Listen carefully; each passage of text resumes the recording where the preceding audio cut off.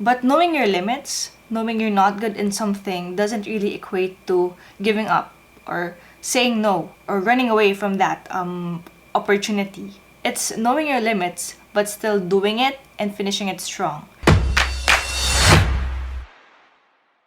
Hey, what's up fam? Welcome back to my channel. You're in The Designer Life with Ika. It's been a long time guys, and today I'm talking about embracing your weakness. I've also come to this content kasi ang daming nagtatanong talaga and ang daming natatakot to get into multimedia arts or design because they're not good in drawing. Guys, natapos ko naman yung course nang hindi ako magaling. Most of my subscribers, I think they know that I'm not good in drawing. If you're new here, I'm a multimedia designer, but my hand is just not good in drawing and illustrating stuff. When I say I'm a graphic designer, what I do usually is layout, social media, collaterals, photo manipulation, but I'm not good with digital art. I am amazed when people get to draw on their iPads, on their Wacom tablets, and they just create art from scratch.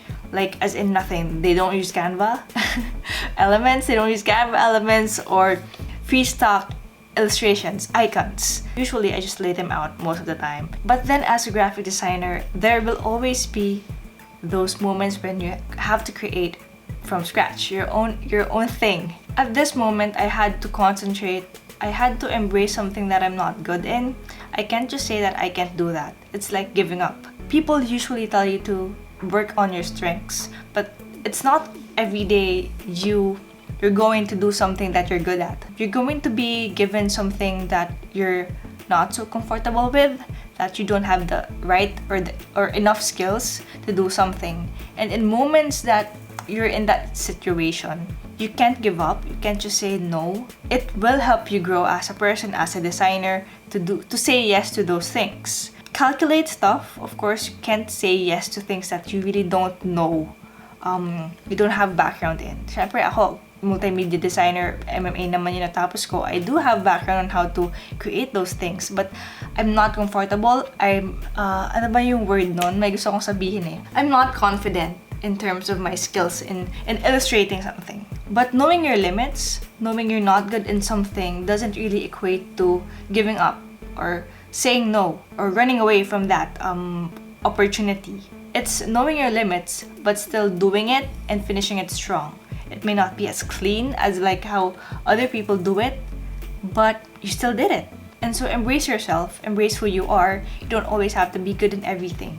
So, kung takot kayo na mag-multimedia arts dahil hindi kayo magaling mag-drawing, then just go for it and just try. I'm going to flash something. This is also posted on Feast Creative social media or IG account.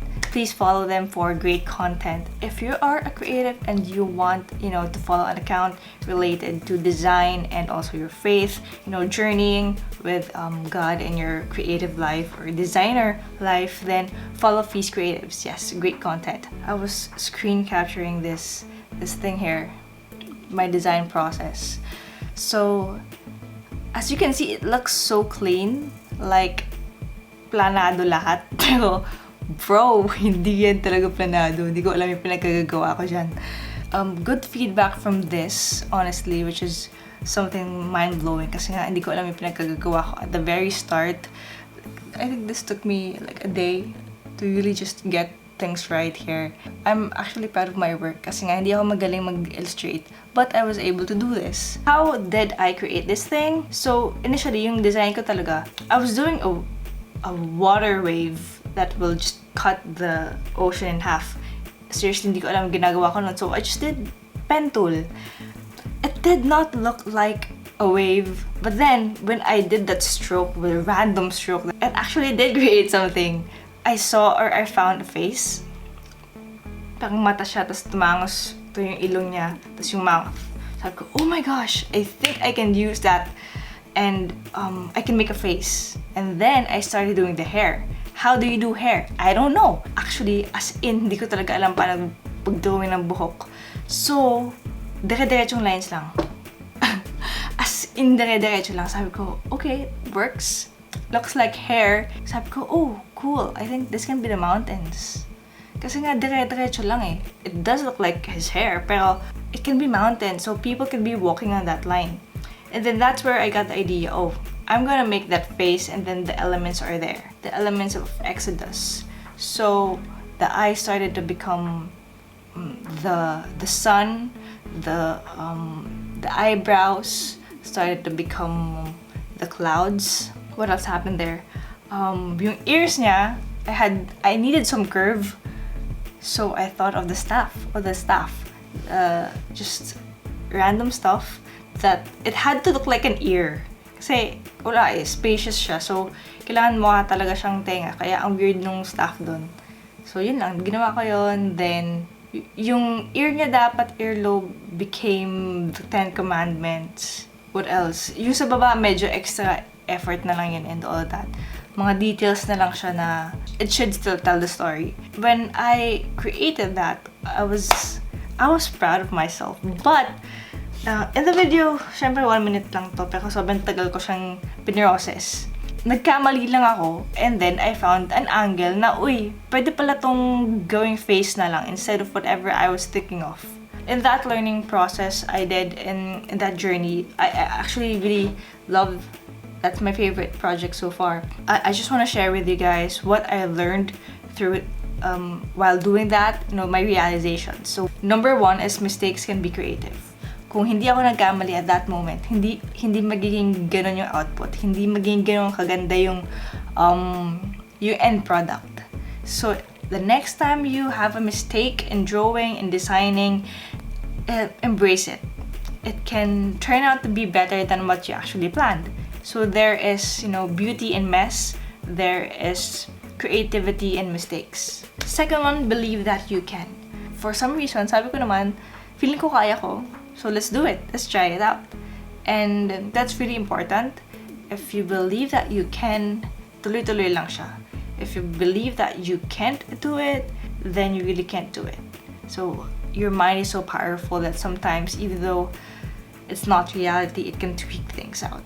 Again, our number 1 basher, it's not other people, it's actually ourselves. Okay, so don't be too hard on yourself. Don't pressure yourself too much. Sometimes we want perfection. Honestly, design is not always perfect. And I told you a while ago, mistakes can be creative. So find that different angle, find that mess, find that mistake and turn it into something beautiful. You just have to believe that you can create something. And the third one, if you believe in yourself, then just do it. It's not gonna happen if you don't make the first move, the first step. Nothing's gonna happen. You're just gonna sit still. If you wanna be a designer, if you wanna take multimedia arts, but you don't wanna get into drawing, then you're just holding yourself back. So sayang, just do it. So what if you're gonna fail? So what if it doesn't work out? At least you tried. Pero yung masama is, hindi ka nag-try. Hindi mo alam. Yung may what if ka dun sa sarili mo eh. What if nag-work out, diba? If hindi, edi at least nag-try ka. And every time you learn something, every time you go through a mess or a failure, it will always do something to you. It's growth. Next one is enjoy the process. It's hard, diba? Minsan kasi pressure ka. Hala, matatapos ko ba to? Hala, ganito, ganyan. Maganda ba tong output na to? Don't take too much. Sometimes, dun nagkakaproblema. Masyado tayo nag-iisip, ay maganda ba to? Yung maganda na pala, tapos masyado ka nag-iisip kung ano-ano pang ginagawa mo. But you're gonna end up doing too much and then people are gonna tell you to reduce some elements.